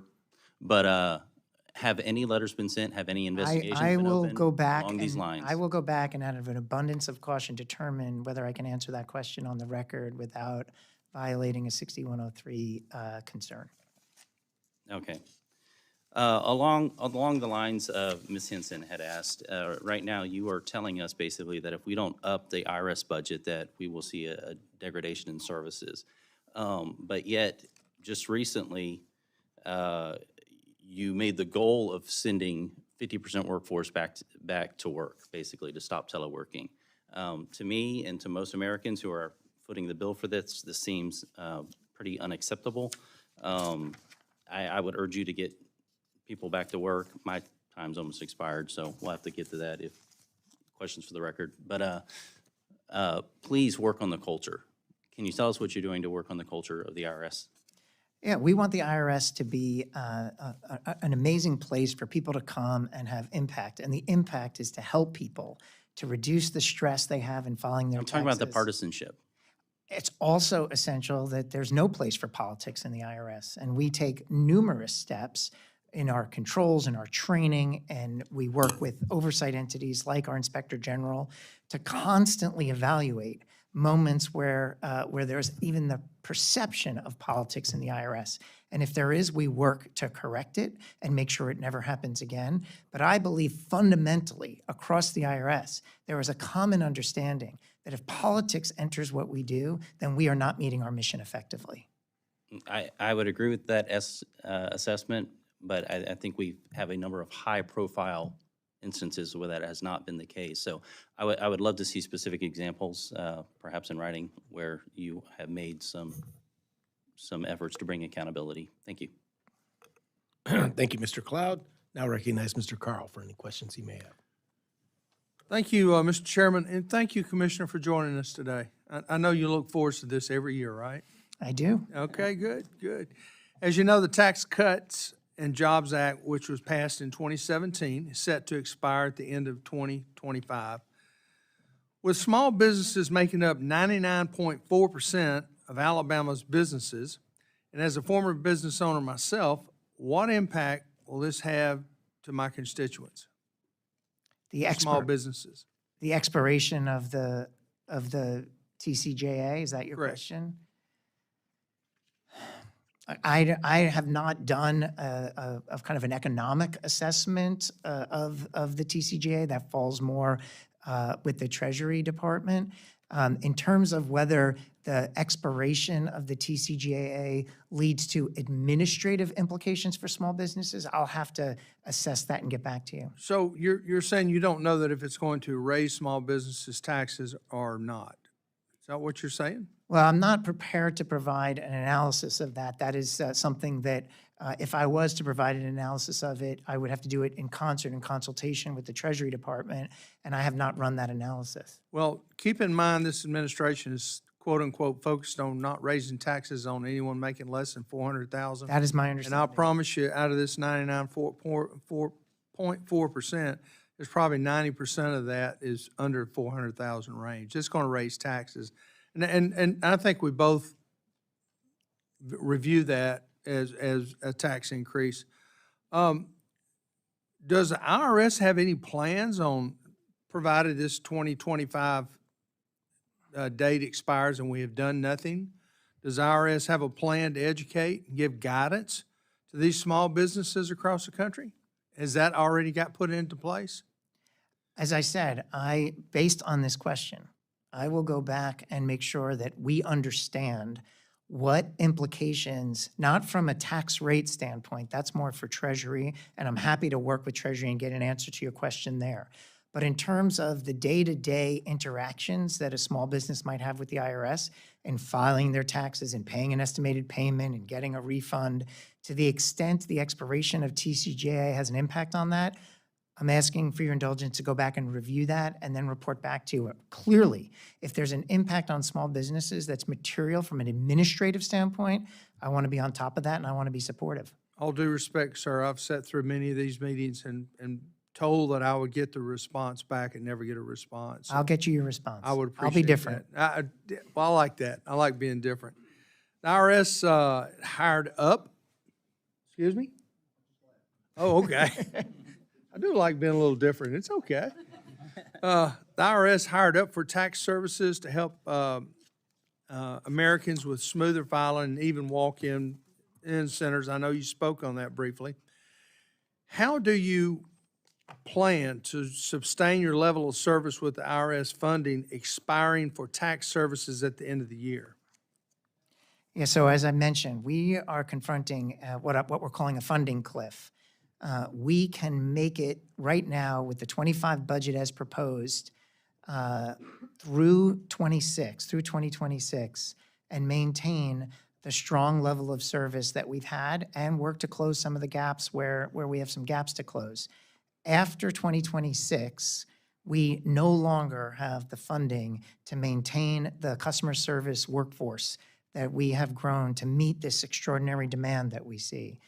So I will be up here making the case, like I am now, that there are some, what I believe to be relatively modest adjustments on a year-over-year basis in terms of funding and transfer authority to help make sure that we can continue to serve taxpayers. And one last thing, on the way out the door, one of my staff members told me to see if he could get his tax return back. He's been waiting on it, so. Okay, well, I know he's one of many, because we get a lot of those phone calls, but thank you for your his service. refund, he's waiting on his refund. Yes, he is. I appreciate that. Thank you. I yield back, Mr. Chairman. Thank you. Thank you very much, Mr. Carl. Now recognize Mr. Edwards for any questions he may have. Thank you, Mr. Chair. Mr. Werfel, thank you. We probably look as much forward to this as you do. Of the initial $80 billion pay raise to the IRS, your agency allocated $45.6 billion towards enforcement, and you claim that taxpayers under $400,000 would not experience the effects of that increased enforcement. Nonetheless, according to the IRS data book for 2023, it was reported that the IRS proceeded with 495,700 some odd examinations of individuals making less than $500,000. And I'd love to get more granular and share the exact amount for the 400,000 mark and less, but the data book doesn't include that level of specific data. It's using 500,000 as the maximum in the range that I'm referring to. And that's compared to just 21,455 examinations of taxpayers making more than $500,000, resulting in just over $3.6 billion in additional tax. Clearly, American families and individuals earning $400,000 or less are experiencing the brunt of IRS enforcement actions. Would you agree with that? I would not, Congressman. And your basis in disagreeing would be? Because what I've said and what I'm committed to is that taxpayers who earn less than $400,000, there's no change in their likelihood of being audited the day before the Inflation Reduction Act was passed versus the day after. However, if you're high income, if you earn more than $400,000, and the reality is we're really laser focused on much higher levels of income, for those individuals, the audit rate will increase. And I've announced in my testimony today the various cohorts, millionaires, billionaires, large corporations, complex partnerships. We intend to significantly ramp the audit rates between now and 2026. But if you earn less than $400,000, we peg your audit rate back to 2018, which was a historic low, 0.3%. Year over year, my goal and my intention is that those taxpayers will not see an increase in that 2018 rate. So maybe you can help me understand the difference in the chart that I've got here that was taken straight from the data book that I referenced a while ago. And I pulled this data directly from your agency's own book. The Inflation Reduction Act seems to have a concentration of audits against the lower and middle-class American people. In fact, it looks like it's not about 95.5% of the audits have been conducted on folks making less than $500,000. And so can you tell us what is the difference between your claim that folks making less than $400,000 are not being targeted and my calculation of the table that I've referenced to? Yeah, I can explain this. What your table is reflecting is audits that were closed, that were started 2017, 2018, 2019. It takes sometimes months, but often years for an audit to close. And so what you have, for example, is for large corporations, the audit rate, and that for $250 million or more in assets, the audit rate was 8.8% in 2019, and we plan to get it to 22.6%. That won't be reflected in our data book for a few years. So the bars that you are demonstrating are reflecting a pre-Inflation Reduction Act set of audit activity that is kind of closing up now. What has been started since the Inflation Reduction Act and what will play out in future data books is the bar chart will shift dramatically to the right as we ramp up, as I mentioned, from 8.8% to 22.6% for our largest corporations, and from 11% to 16.5% on wealthy individuals, and on and on. And so are you claiming that the audits prior to 2018 were targeting 95.5% of the returns for folks less than $500,000, but we expect to see that lower after the inflation? Well, the thing, I think also your data is raw data versus percent audited. So that would be another clarification to make. What I'm suggesting, and I'm happy to brief you separately and get in the details. And by the way, the data book in the future will be listed at 400,000 rather than 500,000 to help with the transparency. What I'm suggesting is that on a probability, you're a small business, you're a middle or low income individual, your probability of audit has not changed. It'll be the same probability that it was in 2018, and it will be that way for years. And by the way, 2018 is a historically low audit rate.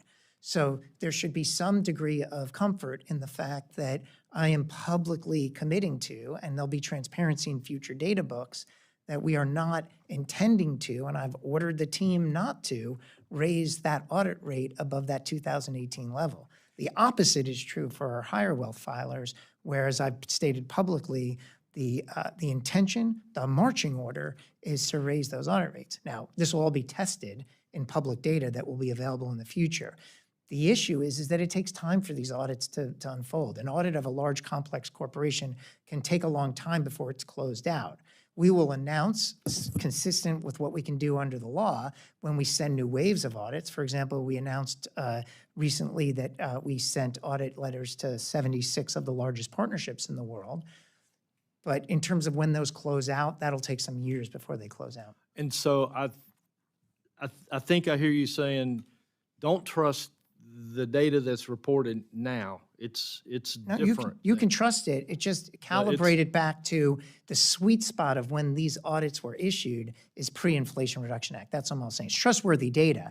I'm saying the timing to assess whether we met the commitment not to increase audit rates on people over 400,000 is happening in real time. It's actually, as I said in my testimony, tax year 23, which we just completed, is the first full tax year post-Inflation Reduction Act. The audits of tax year 23 taxpayers, those people, that's kind of in more in the future than in the past in terms of the schedule for those audits. I've gone well beyond my time, Mr. Chair. I apologize, but I would appreciate the opportunity to engage with your office further to get a better understanding, because the data that's available to us now Yes. says something materially different than what we're hearing would be the implications for folks making less than 400,000. I will be responsive to Congressman Carl, and I will be responsive to you and get you what you need. It's been recognized by the ranking member and myself that we have time for round two. I know you're having so much fun here. You want to continue this? I'm ready. And I'll start with myself again. The IRS Advisory Council public report that was published in November of '23 recommended that the reporting threshold for Form W-2G be increased to $5,000. As you know, the threshold of $1,200 has been a static amount since 1977. In February 2024, I co-signed a letter with several of my appropriations colleagues on this issue. What consideration, Commissioner, have you been given to update the W-2G threshold in accordance with the recommendation of the IRS Advisory Committee? Yeah, I'm aware of this issue, Congressman. I think it's very valuable when we get input from the taxpaying community and from our advisory council on when thresholds may be out of date. As I've mentioned throughout this hearing, the determination of something like that is of a regulatory nature, and therefore, while they would consult with me, the decision rests with Treasury, the Office of Tax Policy, in consultation with the Secretary. I know that this particular recommendation is under serious consideration, and I can certainly provide you a more detailed update following this hearing. That'd be great, sir. Another interest I have is in cannabis. Yes. And trying to set some regulatory guidelines and fairness there. And when Treasury Secretary Yellen and OMB Director Young testified before the subcommittee in March, we discussed access for cannabis banking. And just last week, this administration announced its plan to recommend reclassifying cannabis from a Schedule I to a Schedule III substance. Today, legal cannabis businesses are unable to utilize the banking system and are barred from certain tax exemptions, forcing businesses to hire armored vehicles to transport their cash to make tax payments to the IRS as well as local offices, creating both logistical and security issues for all involved. Commissioner Werfel, have you seen or have you thought about any improvements to the process of how these legal cannabis businesses pay their taxes? And what are your recommendations to create a safer and less burdensome payment process for these businesses?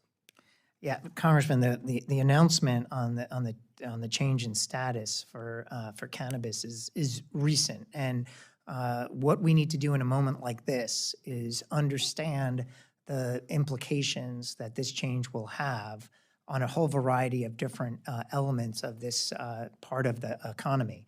As you mentioned, what will their status be with respect to financial institutions?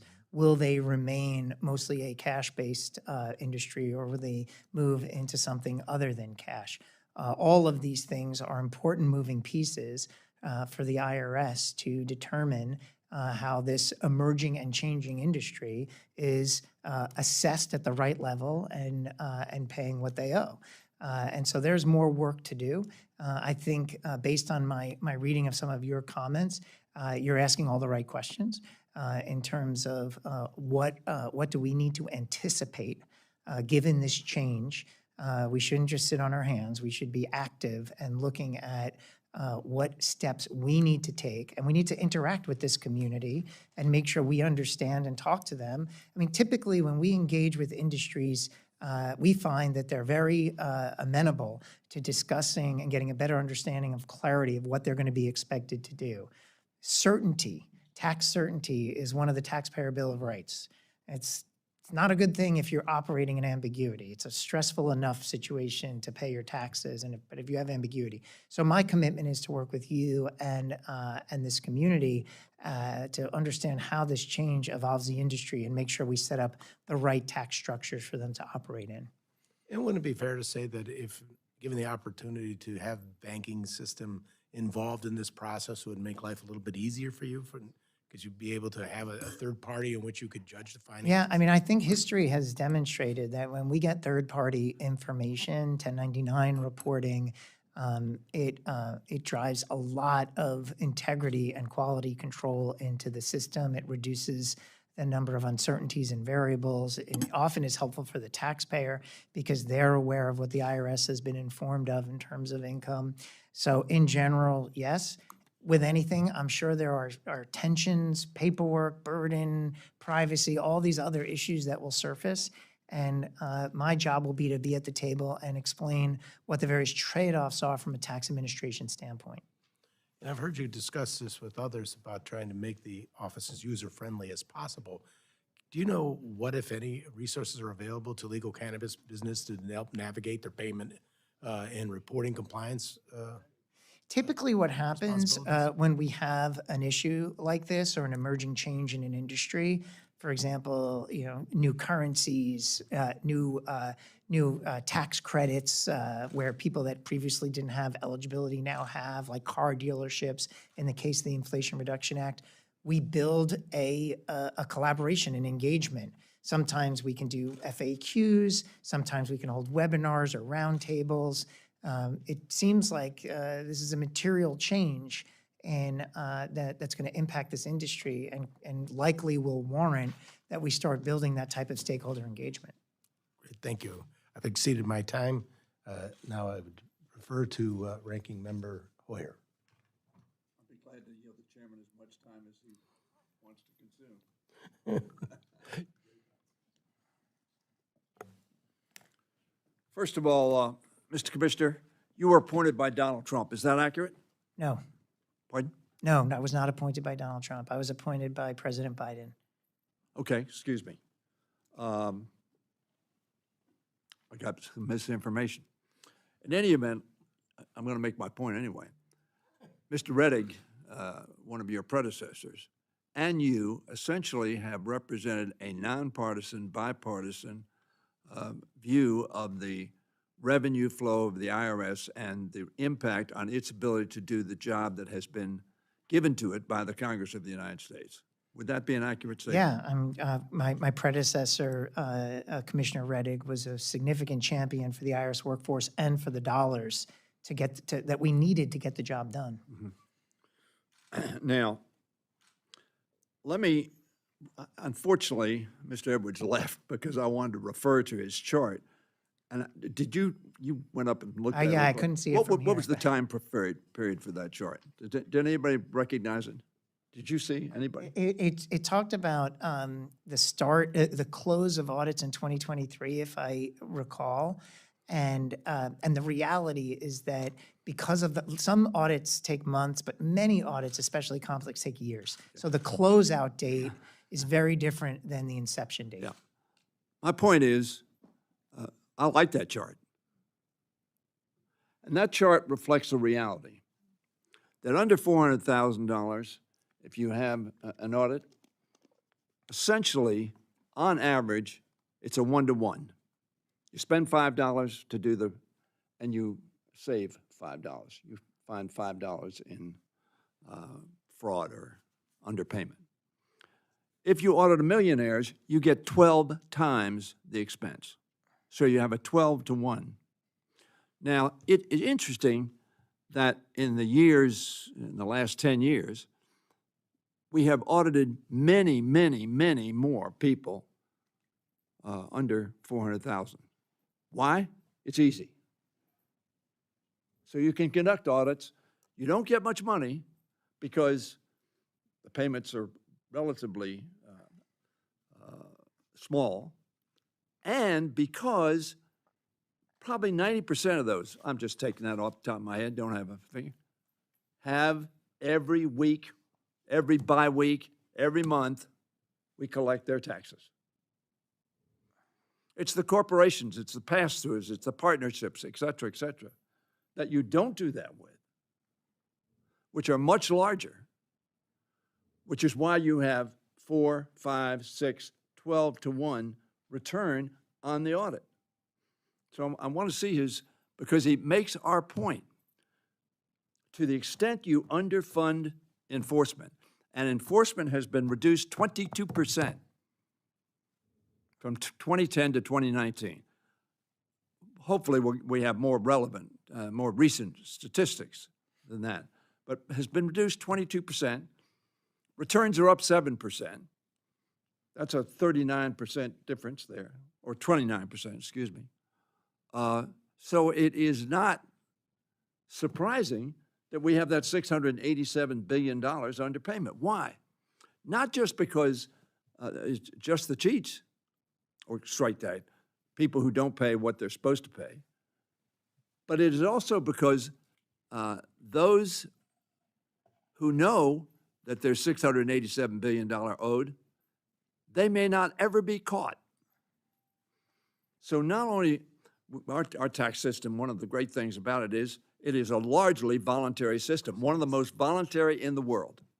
I think we're now at 87% or something like that. 80, yeah. Is that correct? Just north of 85%. 85%, in that ballpark.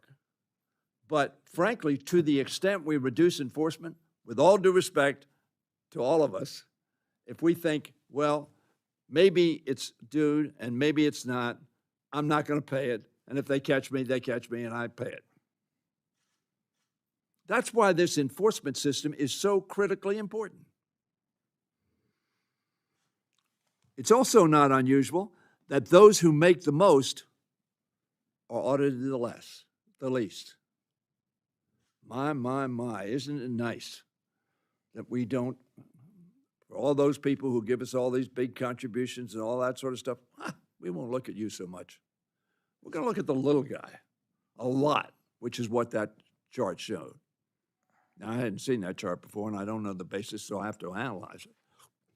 But the EITC, I was glad to hear you say, they don't make anything hardly. They're scraping by. They have it tough. And we want to really look at them. Is there fraud in the EITC? There absolutely is. Why is there fraud in the EITC? Because human beings are participating in it. And human beings want to try to pay as little as they have, me included. But some people cheat. And they claim they are who not. You don't collect much from them because they don't have much.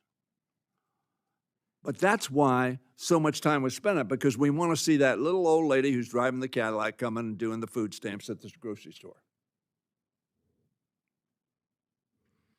So, Mr. Chairman, it concerns me that when people who are making a lot of money, and very frankly, I don't know the statistics on Ms. DeLauro's corporations, but if 41 corporations are paying no taxes, my presumption is they're probably doing that legally.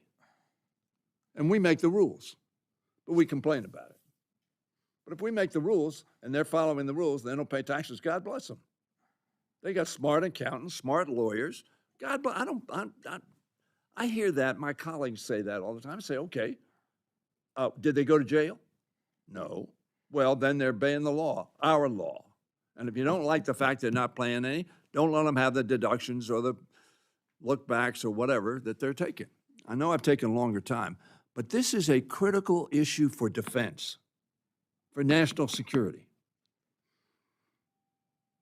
Because that's how we pay for national security. For domestic security, because that's how we pay for it. That's how we pay for the administration of all the government through Mr. Werfel's and his colleagues' efforts. And we need to come to grips with establishing a system where we don't have, forget about what the figure is. Let's say it's only $400 billion. Let's say we're over extrapolating it by $250 billion. If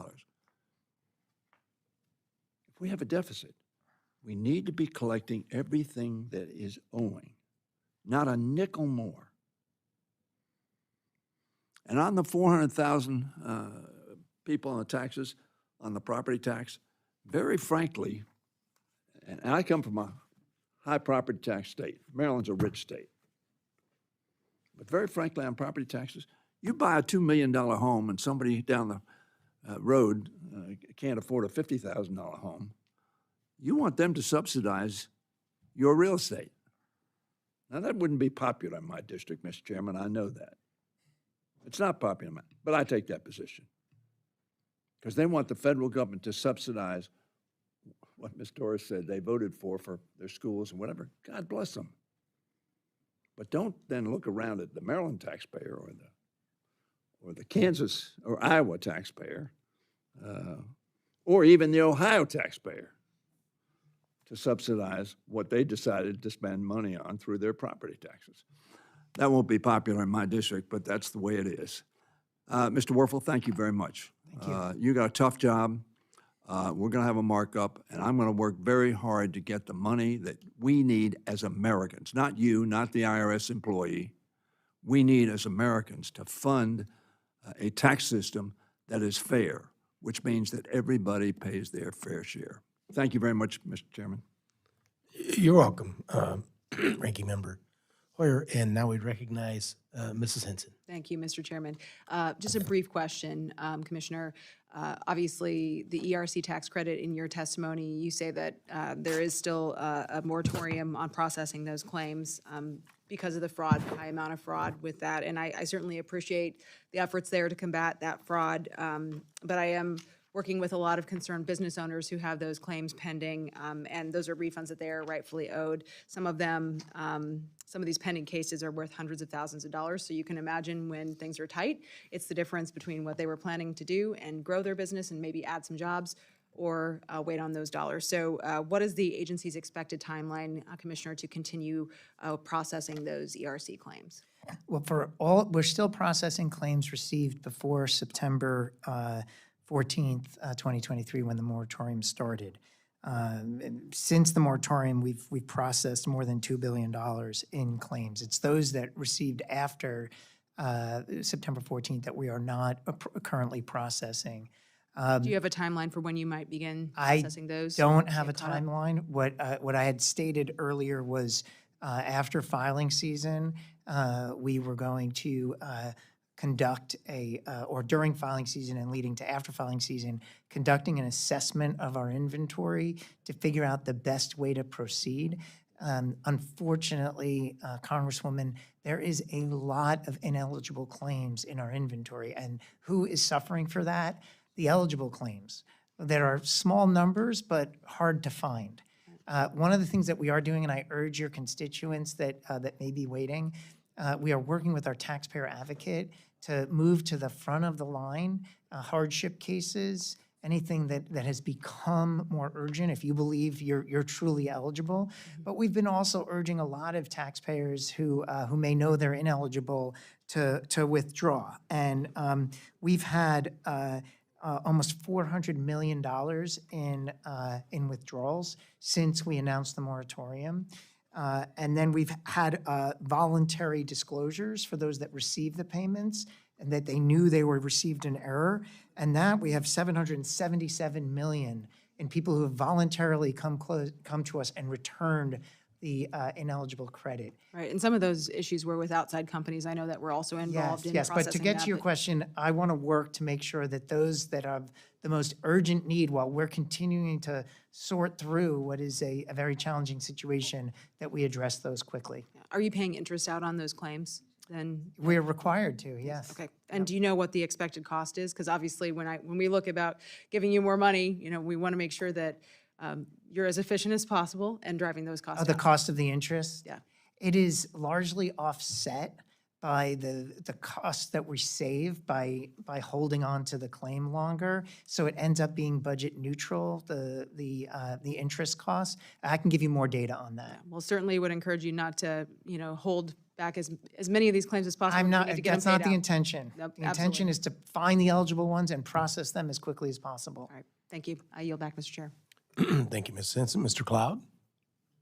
Thank you once again, and I have, I think, what is a little more technical, some questions. Okay. In January, the IRS announced that the total amount of recoveries from wealthy individuals as a result of the IRA funding was $520 million, and that's about 5% of the $10 billion increase of revenue that CBO projected for FY '23 and '24. Now, part of that, I think, has a huge part to do with CBO's penchant to overinflate the benefits and inflate the cost of anything we're evaluating.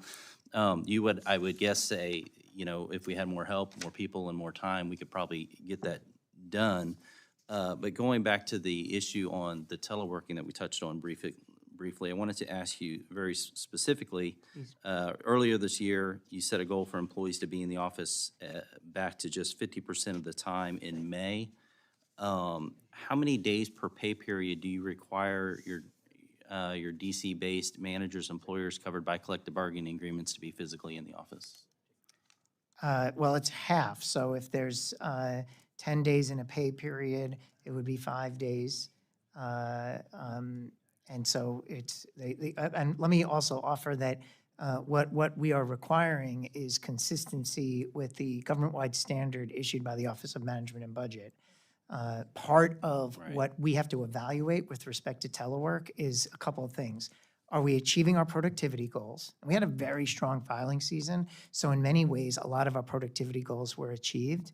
We have to stay competitive in the labor market, and we want to make sure that we're providing good flexibility versus what other employers might provide, and we want to meet the government-wide standard. So there's a lot to balance here. Yeah, well, I mean, we're talking with OMB about the government-wide standard because, of enough. course, these teleworking practices were put in under COVID, meant to be temporary, and coming out of COVID, they've been made permanent. Now, from a business perspective, when you're making this decision, you're thinking, okay, I'm going to take probably a short hit, somewhat of a hit in productivity from working at home, but hey, we don't have the facility usage, so there's savings there. Can you submit to us what savings we've been able to gather? I mean, are there offices you've been able to close down, maintenance? Believe it or not, it's mixed. In some locations, we have space issues because people are shifting to smaller telework footprints over time and working on site. In some cases, we have excess real estate, and we're working to offload that real estate. It's not always the case that you lose productivity when people are working off-site. It just depends on the situation. A lot of it depends on the individual, right? And the situation. The IRS has committed significant resources to ensure taxpayers who navigate the 7,000-page tax code pay the proper amount, which they should. That's the job. But we were talking about the